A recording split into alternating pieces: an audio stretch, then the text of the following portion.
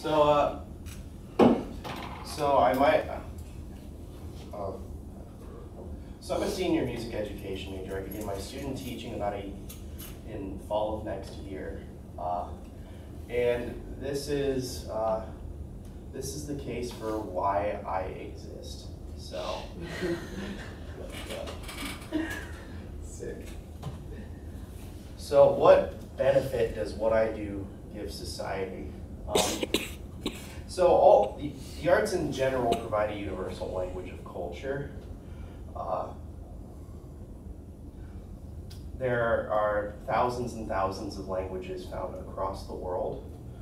Yet through the arts, we gain if not an understanding of another culture, but a window into their experiences, their daily lives, what they might have thought or felt or experienced in their lives. So when we learn about the arts, we gain. You're good. All right.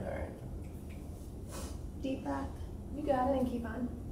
So one of the things we like to emphasize in the field of education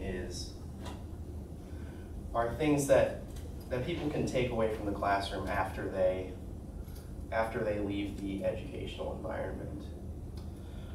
These include things like a more multicultural worldview that's more open-minded and accepting of people who may or may not be different. We all come from very different backgrounds. I come from a small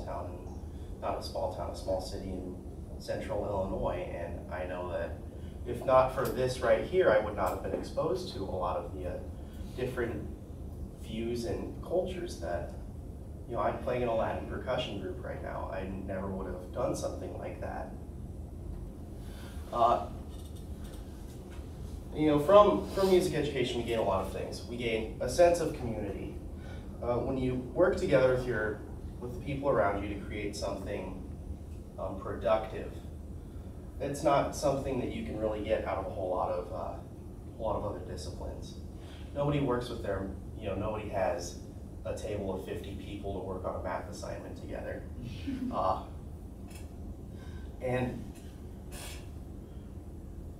And really, the sense of community ties into what I like to consider music education to be a proto-professional environment where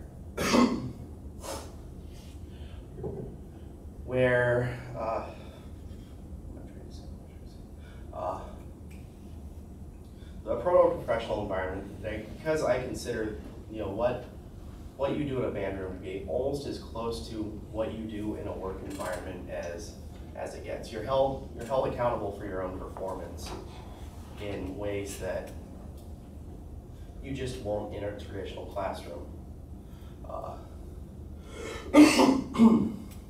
Moving on from there, students gain tangible benefits from working in these musical environments.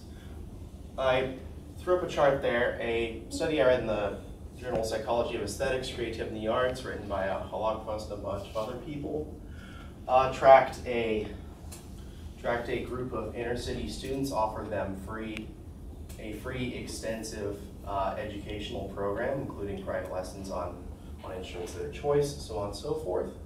And the students gain tangible benefits in their test scores and actually their reaction times.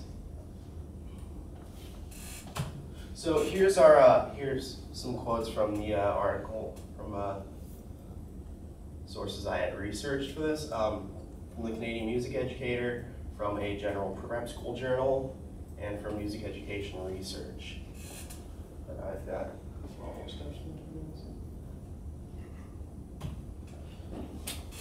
is this in danger? The long answer is, or the short answer is no, but the long answer is the arts are kind of in a weird spot right now.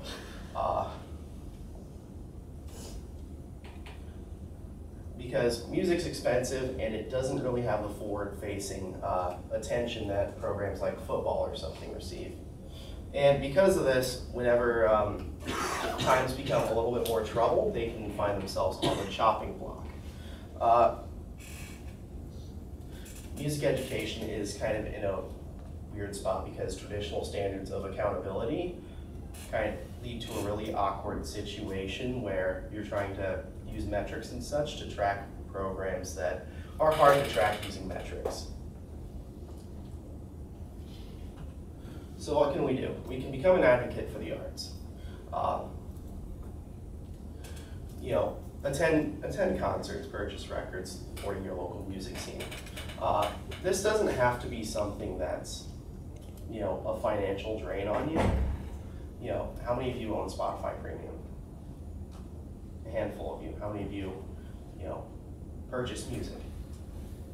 More of you. So this isn't something that's, supposed to be a drain. The emphasis here is becoming an informed consumer, not being an informed consumer. Learn a bit. And one other thing I want to mention is that a lot of times, if administrative, people don't see the benefit of what we do, and even in the legal sphere, there's a lot of pushback against programs that maybe don't have the most tangible benefits. So, yeah, thank you.